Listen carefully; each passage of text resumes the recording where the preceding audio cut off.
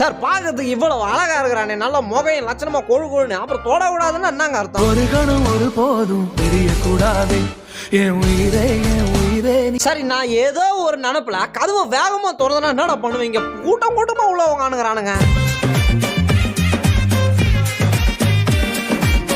எங்க ஏரியால இருக்கிற 15 பிளாட்டுக்கும் அவன் ஒருத்தன் தான் காவலாம். அவனை தாண்டி ஒரு எறும்பு கூட உள்ள வர முடியாது. லைட்டா தூக்க கலக்கத்தில் இருக்கிறாரு போல. ஒரு வித்தியாசமும் தெரியல. கண்ணை திறந்து இருந்தாலும் அப்படிதான் இருக்கிறேன், கண்ணை மூடி இருந்தாலும் அப்படியே தான் இருக்கிறேன். நான் என் வீட்டு நாயோட சுறுசுறுப்பு தனத்தை பாக்குறதுக்கு கேமரா ஃபிட் பண்ணி கீழே விழுந்துட்டானா, விழுந்த என்ன படுத்து தூங்கிருச்சு கீழேயே.